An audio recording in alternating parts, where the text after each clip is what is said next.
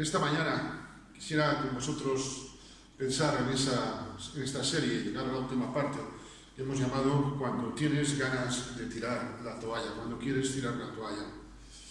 La semana que terminó ayer, en algún momento, por algunas cosas, he tenido ganas, no tenéis culpa ninguna vosotros, de tirar la toalla en alguna cosa. Y a veces te cansas, a veces te sientes desanimado, y a veces parece que Satanás encima se goza, pero meditar, y lo que os traigo hoy no es un sermón, es también la vivencia. No es un sermón en el sentido de que es lo que aprendo de la palabra, o que entiendo que la palabra enseña, pero también os digo que es algo que funciona. Hemos pensado, creo que lo que Dios ha prometido no lo puede cumplir.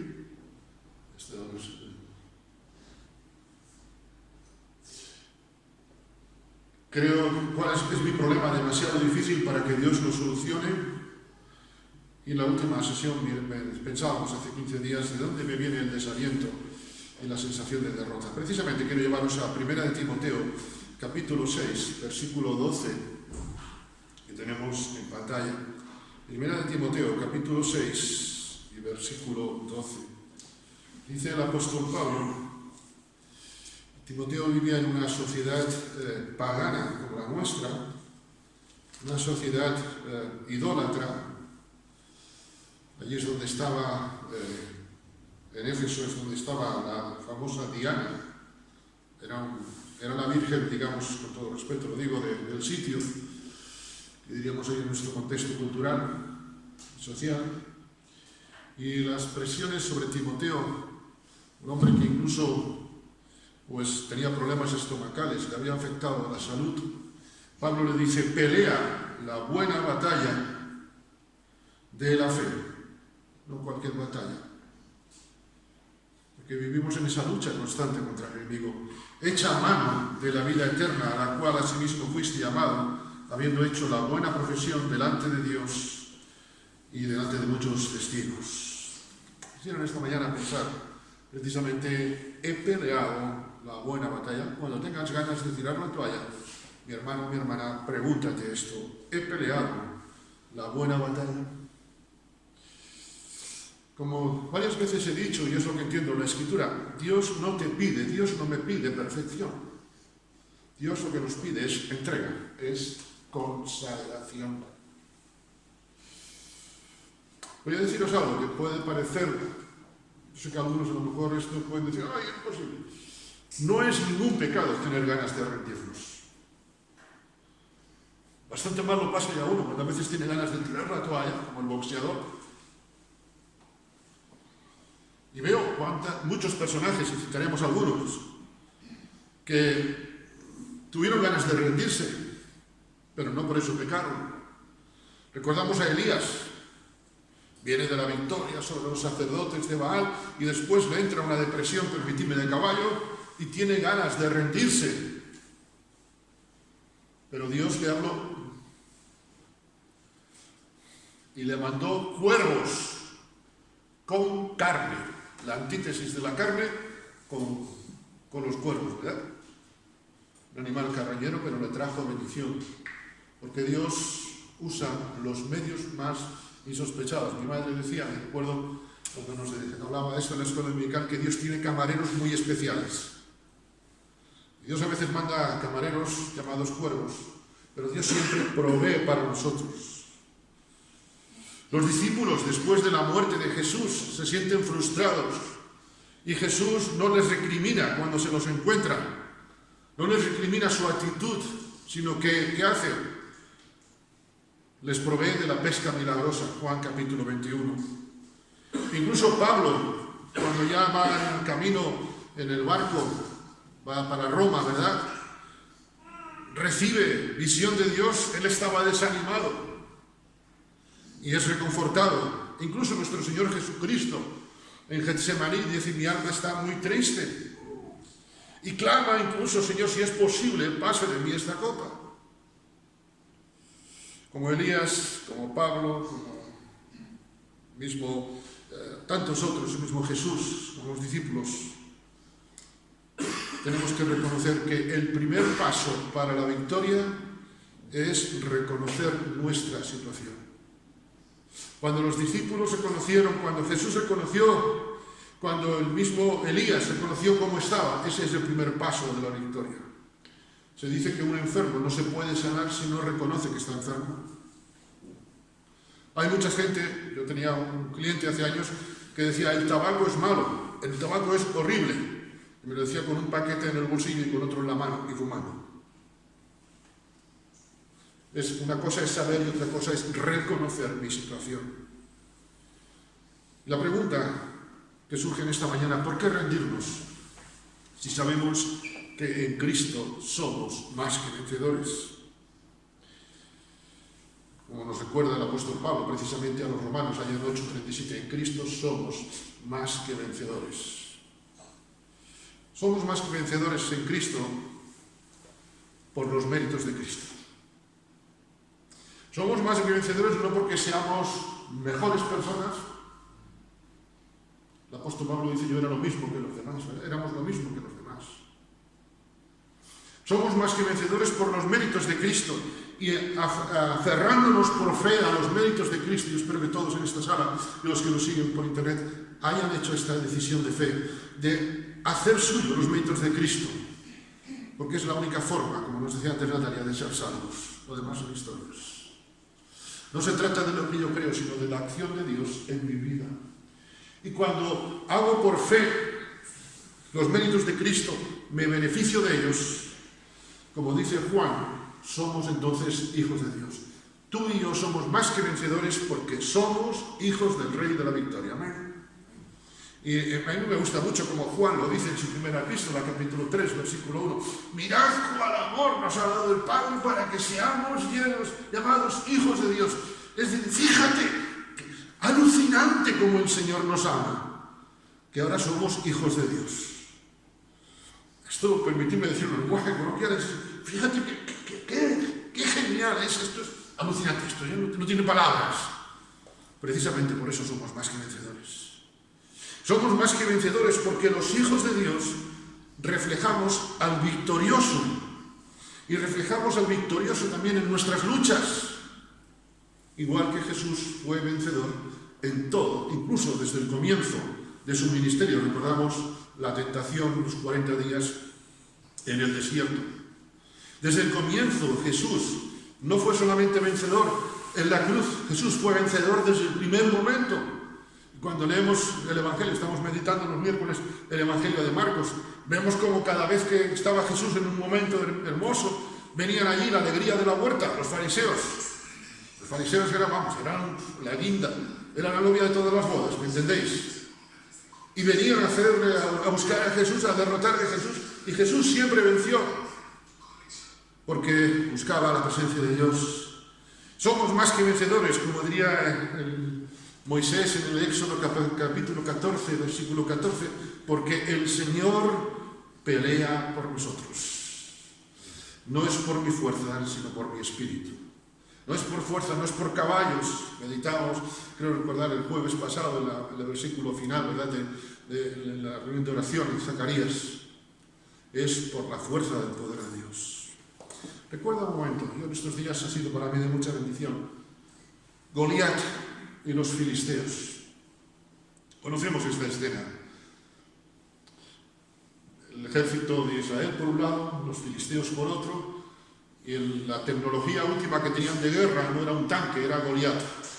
Goliat era la tecnología punta de guerra. Cuando vemos estos que es ahora este globo que decían estos días chino de espía en Estados Unidos, y ves todo esto, te asustas, dices, este es un Goliat. Goliat y los filisteos, en definitiva, Satanás, quería que el pueblo de Dios no luchase. No quería que el pueblo de Dios pelease, porque sabía que si el pueblo de Dios peleaba, el pueblo de Dios iba a tener victoria. Y Satanás quiere que tú y yo no luchemos, porque sabe que en Cristo somos más que vencedores, porque va a ser derrotado. Y muchas veces tiene victoria sobre nosotros porque tiramos la toalla, porque no vivimos la batalla de la fe, no peleamos.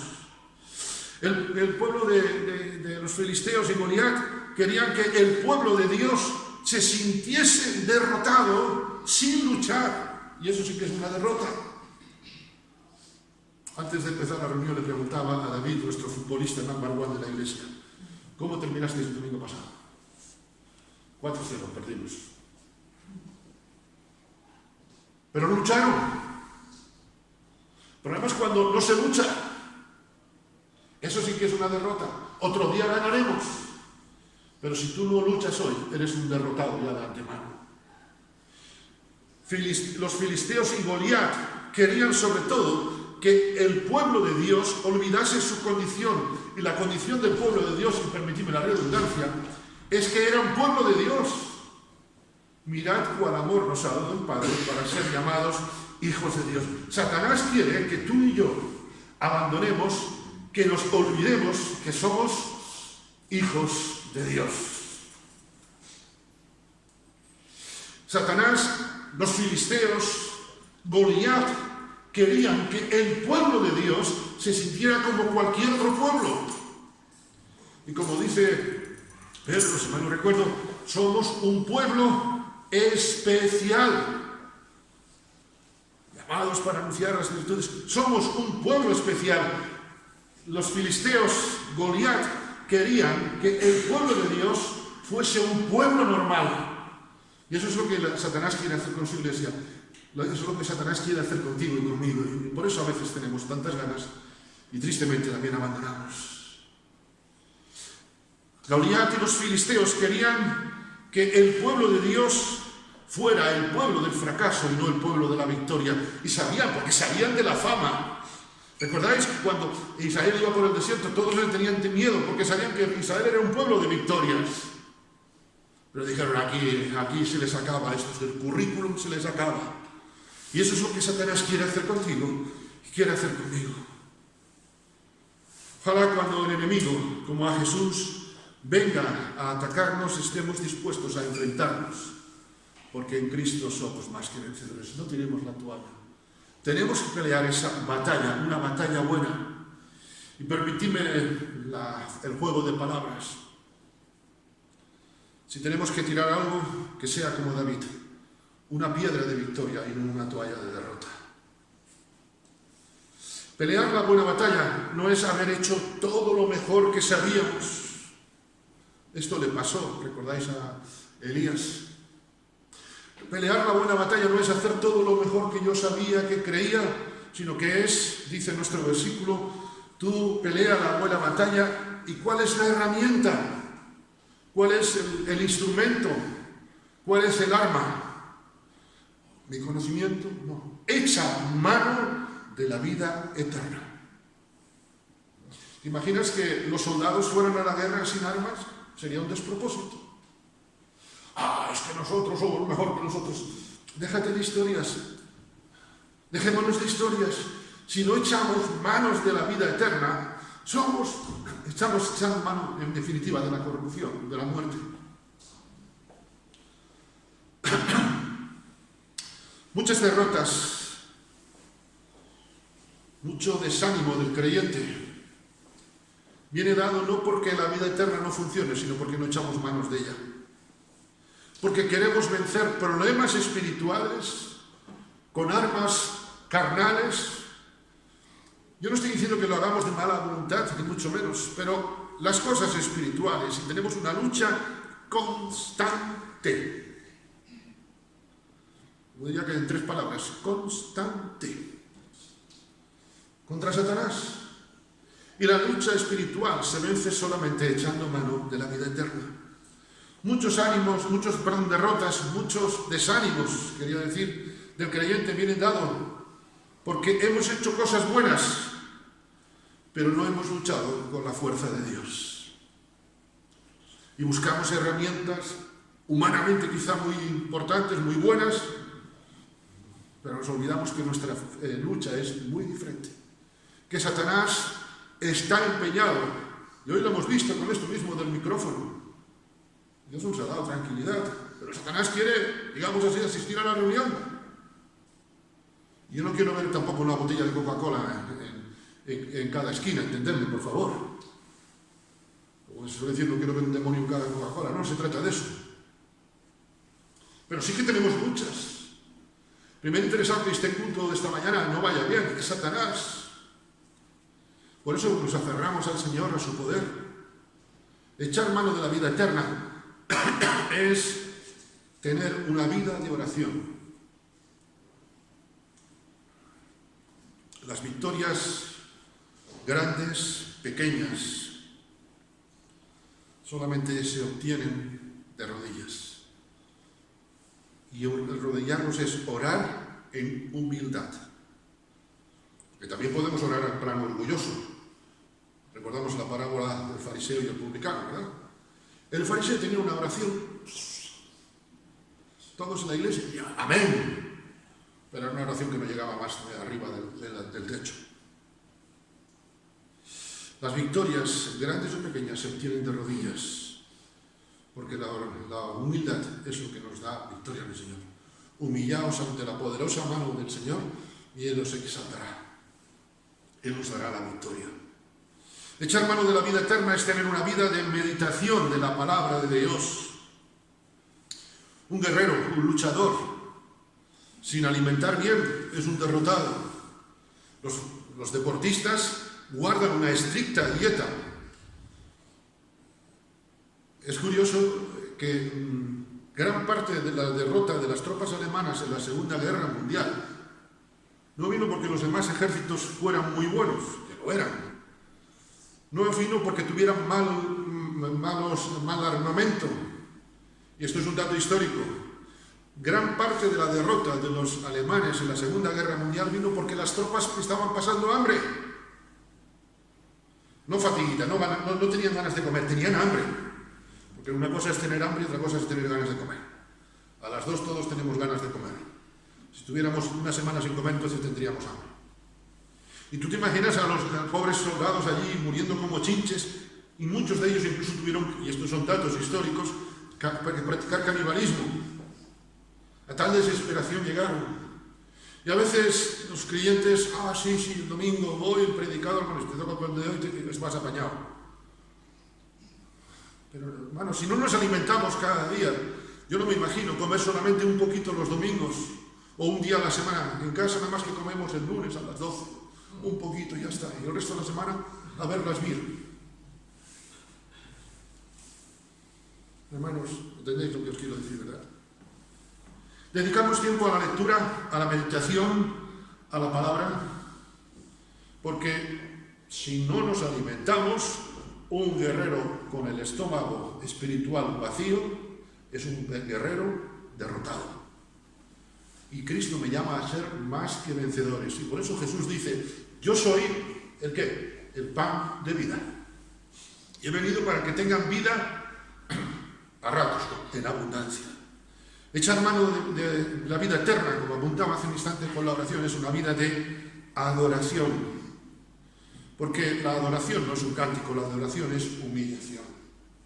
Podemos cantar, ser como, no sé, el coro de los niños de Viena, ¿no? Cantar muy bien, pero nuestro corazón está lejos de Dios. David, cuando vence a Goliat, citábamos, no se echó flores por vencer al gigante, sino que ¿qué hizo? Se humilló delante de Dios para tener la victoria y para darle la gloria a Dios después. No soy yo, es el Señor el que está conmigo, y después dio gloria a Dios también. Recordamos a Job.